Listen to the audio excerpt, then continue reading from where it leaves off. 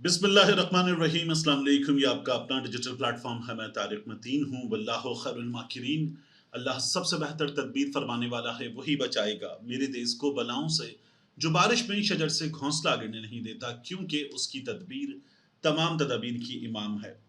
एक गुफ्तगू वायरल हो रही है गवर्नर सिंध कामरान खान टिसोरी की, और उस गुफ्तगू में गवर्नर सिंध पाकिस्तान के अवाम की तज़हीक कर रहे हैं, एक वोटर की तज़हीक कर रहे हैं, और एक शख्स जो एक आइनी ओहदे पर वफाक के नुमाइंदे के तौर पर सूबे में बाकायदा पेट्रनेज के लिए बिठाया जाए, वो इस तरह का बयान दे और एक तकरीब में बाकायदा तौर पर सामने मौजूद लोग जो जश्न आज़ादी के लिए किए गए एहतमाम में आए हैं, उनके सामने इस तरह की बात करे, तो ये तज़हीक है, ये वोटर की तज़हीक है, ये अवाम की तज़हीक है, ये पाकिस्तानियों के शऊर की तज़हीक है। तो गवर्नर सिंध क्या कहते हैं और इस गुफ्तगू का मतलब क्या है, लुबे लुबाब क्या है, वो मैं आपके सामने रखूंगा। इसके बाद अडियाला के बाहर जो सूरत हाल है उसकी बात करेंगे। पाकिस्तान तहरीक इंसाफ के हीरे, हमारे यहाँ ये कहा जाता है ना कि वो जो अदालत में हीरे हैं उनकी बात सोशल मीडिया पे बाज लोग करते हैं, लेकिन पाकिस्तान तहरीक इंसाफ में भी हीरे हैं। उन हीरों ने जो बयानात दिए हैं उनकी बात करेंगे, लेकिन शरीफों की गुफ्तगू, मियाँ नवाज शरीफ, मियाँ शहबाज शरीफ, इनकी गुफ्तगू लीक होने के हवाले से कुछ मालूमात आ रही हैं। ये जो इजलास था मरी में, जिसमें मियाँ नवाज शरीफ ने सुर्ख रंग का, लाल रंग का मफलर डाला हुआ था अपने गले में, वहां पर क्या हुआ है ये भी मैं आपके सामने रखूंगा। सबसे पहले गवर्नर सिंध की गुफ्तगू देखिए, वीडियो को आखिर तक देखिएगा, सब्सक्राइब कीजिए, घंटी का बटन दबाइए और वीडियो को आखिर तक देखिएगा, बहुत जरूरी है कि इस पर हम पूरी बात करें। गवर्नर सिंध कामरान खान टिसोरी जो हैं, वो ये बता रहे हैं सामने मौजूद अफराद को, उस गैदरिंग को जिसको उन्होंने खुद बुलाया, कि वोट सोच समझ के देना, अब की बार वोट सोच समझ के देना, और चलो दे भी दो तो क्या होगा। कहने लगे दे भी दो तो क्या होगा, इससे पहले भी देखा है, वोट दे दिया निकला थोड़ी। फिर कहने लगे अपने जो अंदाज उनका हंसते हुए, हैं निकला तो दे भी दे दोगे तो क्या फर्क पड़ेगा। ये गवर्नर सिंह बात कर रहे थे। तो ये एक वोट देने वाला जो है ना, वो सबसे बड़ा काम इस रियासत के लिए अपना फरीजा अदा करते हुए हर 5 साल बाद करे, ये उसका फर्ज है।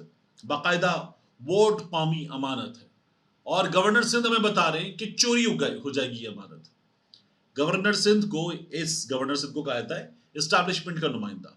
तो कामरान टिसोरी साहब बता रहे हैं कि ये अमानत चोरी हो जाएगी, दे भी दोगे तो क्या फर्क पड़ेगा, और चोरी हुई है, वो ये भी बता रहे हैं। तो पाकिस्तान तहरीक इंसाफ का वोट चोरी हुआ, और आपको याद होगा ऑडियोज लीक हुई थी इन लोगों के इजलास की, खालिद मकबूल सिद्दीकी की, मुस्तफ़ा कमाल की, कामरान टिसोरी की ऑडियोज लीक हुई थी, और ये एक दूसरे को बता रहे थे कि तुम्हारी हैसियत क्या है, तुम्हारी हैसियत क्या है, और वोट में हमारे साथ क्या हुआ है। कराची में तकरीबन तमाम सीटें हार गए ये लोग, कौमी की, सूबाई की, सब सीटें हार गए, और उसके बाद जिस तरह से जितवाए गए, और फिर इंतहाई इत्मीनान के साथ कहा जाता है कि जो 2018 में हमारे साथ हुआ था वो 2024 में हो गया, यानी अब वो किसी और के साथ हो गया। 2018 में आपके साथ हुआ था तो आपने क्या किया था, 2018 में आपके साथ हुआ होता तो आप अपने वोट के लिए लड़ते, जैसे पीटीआई वाले अपने वोट के लिए लड़े, आरिफ अलवी के हलके में लड़े, उसके बाद लड़े, हर बार लड़े, और उन्होंने दोबारा वहां पर पोलिंग भी ली। तो आपने क्या किया, आप सच्चे होते तो लड़ते। तो ये खालिद मकबूल सिद्दीकी की या कामरान टिसोरी की या मुस्तफ़ा कमाल साहब की हकीकत है कि जो ऑडियोज लीक हुई थी उसमें उन्होंने बता दिया था, और अब तो सामने खड़े होकर बता रहे हैं। ये इस तरह से इत्मीनान के साथ बताने की वजह यह है कि वो जो कहा जाता है ना इस्टेब्लिशमेंट के नुमाइंदे हैं, वफाकी हुकूमत के नुमाइंदे तो है नहीं। कामरान टिसोरी का वफाक में मौजूद हुकूमत से क्या लेना देना, तो इस्टेब्लिशमेंट के नुमाइंदे हैं। हमारे यहाँ अक्सर व बेशतर गवर्नर इस्टेब्लिशमेंट के नुमाइंदे होते हैं। इशरतुल इबाद साहब सबसे लंबे अरसे तक गवर्नर की कुर्सी पर रहे, इस्टेब्लिशमेंट के नुमाइंदे थे, और फिर उसके बाद जो है ये पता चला कि चीजें बदल गई। इशरत भाई को अपने गिटार समेत गवर्नर हाउस से जाना पड़ा था। अब बैरून मुल्क हैं, वापस सियासत में कमबैक की तैयारी भी कर रहे हैं। कामरान टिसोरी ने जो किया है ये एक आम आदमी की तौहीन है, किसी भी सूरत इसको बर्दाश्त नहीं किया जाना चाहिए। वोट देना चाहिए, जिसको वोट देना उसको वोट दें, और फिर वोट पे पहरा भी दें, अब तो इस मुल्क में जरूरी हो गया है। दूसरा, पीटीआई के हीरे, मैं देख रहा था सलमान अकरम राजा साहब, बैरिस्टर गौहर साहब और कुछ दीगर लोग कह रहे थे कि 14 अगस्त को जो है वो जश्न मनाएंगे, जश्न मनाएंगे, यौम आज़ादी है, اور عمران خان کی بھی بات کریں گے. احتجاج نہیں ہوگا 14 اگست کو. عمران خان صاحب نے صاف طور پر یہ کہا کہ فسطائیت ہے، اس کے خلاف احتجاج ہوگا. 14 اگست کو نکلیں. اور اب وہ یہ بتا رہے ہیں کہ احتجاج نہیں ہوگا 14 اگست کو. تو یہی تو آپ کے مخالفین چاہتے ہیں کہ آپ احتجاج نہ کریں، اور وہ بار بار آپ کو اس بات کا تانا دیتے ہیں کہ تم لوگ اپنے یوم آزادی پر اس دن یہ مظاہرہ کیسے کر سکتے ہو. تو مظاہرہ کر رہے ہیں آپ کوئی غیر شرعی غیر قانونی کام تھوڑی کر رہے ہیں، غیر آئینی کام تھوڑی کر رہے ہیں. آپ مظاہرہ کر رہے ہیں، کریں مظاہرہ. اور اگر آزادی کے دن آپ کو اظہار رائے کی آزادی نہیں تو پھر کس دن ہوگی؟ آپ لوگوں کی تو آزادی ہی تو چھینی گئی ہے، آپ کا ووٹ ہی تو چھینا گیا ہے.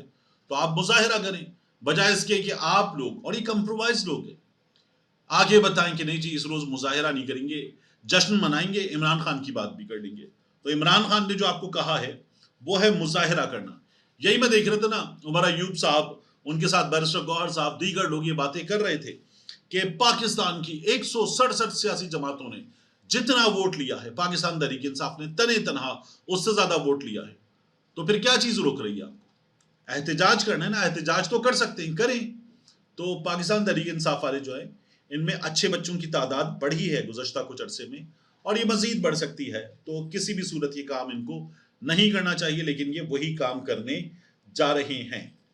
اڈیالہ کے بعد ایک بار پھر ہمارے سامنے وہی صورتحال ہے. کئی بار تو اس پر خبر دیتے ہوئے بھی افسوس ہوتا ہے کہ عمران خان صاحب سے ملاقات کے لیے عدالت کی اجازت ہے، وکیلوں کی، فیملی کی ملاقات کے لیے عدالت کی اجازت ہے، لیکن جس روز ملاقات کا وقت آتا ہے ہم دیکھتے ہیں کہ اڈیالہ کے سامنے گورکھپور کے مقام پہ ٹرک کھڑا کر دیتے ہیں، اور پھر اس کے بعد گاڑیاں ایسے جا رہی ہیں، درمیان میں ٹرک آ جاتا ہے اور پھر سب کو روک دیتے ہیں، گاڑیاں سائڈ پہ ہٹائیں، آئیں جی یہاں پر ملاقات نہیں ہو سکتی. تو عمران خان کی بہنوں کو، اس کے علاوہ وکیلوں کو، سب کو روک کے کھڑے ہو جاتے ہیں. یہی سلسلہ آج بھی ہم نے دیکھا ہے. تو اب تو اس پر بات کرتے ہوئے بھی افسوس ہوتا ہے کہ عدالت کیا کر رہی ہے.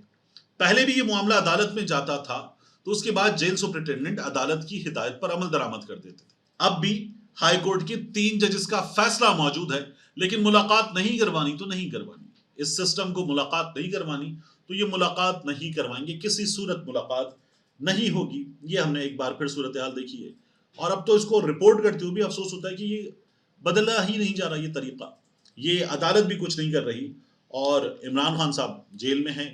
آج ان سے 4 ڈاکٹرز یہ گئے ہیں پمس سے، ای این ٹی کی بھی ڈاکٹرز ہیں اس میں، ڈینٹل جو ایشوز ہیں ان کے بھی ڈاکٹر ہیں ساتھ میں، اور ساتھ میں 2 ڈاکٹرز اور ہیں. یہ عمران خان کے طبی معائنے کے لیے گئے ہیں، لیکن عمران خان صاحب کے ڈاکٹرز عاصم یوسف صاحب اور فیصل سلطان صاحب، ان کو عمران خان کو دیکھنے کی اجازت نہیں ہے. نواز شریف صاحب کے کیس میں کیا ہوتا تھا، ڈاکٹر عدنان تو ایسا لگتا تھا جیل کے اندر ہی رہتے، وہیں پہ رہتے، وہیں پہ میاں صاحب کا مسلسل چیک اپ جاری رہتا ہے، اور وہیں پر میاں صاحب کی جو رپورٹس تھی وہ پھر ہم نے دیکھا کہ ہمارے سامنے آنا شروع ہوئی. فیصل وارڈر صاحب تو اب کہتے ہیں کہ پتہ نہیں کسی جانور کا جو بلڈ تھا اس کے ذریعے رپورٹس گھر بیٹھ کر بنائی گئی تھی. یہ ان کا میاں صاحب کے بارے میں کہنا ہے. لیکن عمران خان صاحب کو آج جیل میں سرکاری ڈاکٹرز نے معائنہ کیا ہے، اس کے لیے وہ گئے ہیں. اب آ کے وہ اپنی رپورٹ دیں گے کہ کیا ہوتا ہے. بعض لوگوں کا یہ دعویٰ ہے کہ اس سلسلے میں ہمیں کچھ پیش رفت نظر آئے گی، لیکن دیکھتے ہیں وہ پیش رفت کیا ہوتی ہے. آخری چیز، شریفوں کی گفتگو، نواز شریف، شہباز شریف کی گفتگو. ہمارے دوست ہیں رپورٹر عدیل سرفراز صاحب، سپریم کورٹ آف پاکستان کے بڑے اچھے رپورٹر. عدیل سرفراز صاحب نے ٹویٹر پہ بتایا کہ میاں صاحب نے میاں صاحب سے یہ کہا کہ آپ نے ساری محنت میری ضائع کر دی. تو اب اس میں پتہ ہی چل رہا ہے کہ جو مریم اجلاس تھا جس کی ویڈیو آپ دیکھ رہے ہیں، اس اجلاس کے موقع پر ہوا یہ کہ میاں نواز شریف صاحب نے یہ کہا کہ اس وقت جو کچھ ہو رہا ہے اس میں کسی کی خواہشات پوری ہو رہی ہیں، ہمارا سیاسی کیپٹل ختم ہوتا جا رہا ہے. یہ ہم کیسے کر سکتے ہیں؟ آپ لوگوں کو کہا تھا تحریک عدم اعتماد کے موقع پر بھی کہ یہ نہ کرے، اور اس کے بعد بھی عمران خان کا گراف نیچے گر رہا تھا، لیکن پھر جس طرح سے عمران خان کو نکالا گیا تو اس کے بعد عمران خان کا گراف مسلسل اوپر ہے اور ہماری حالت تباہ ہو چکی ہے. تو یہ میاں صاحب کی جانب سے کہا گیا، اور کہا گیا کہ اسٹیبلشمنٹ جو ہے اس کی خواہشات پوری ہوئی ہیں، ہماری جو سیاسی حالت ہے وہ خراب ہوئی ہے اور ہوتی چلی جا رہی ہے. تو میاں صاحب بڑے ناراض ہیں.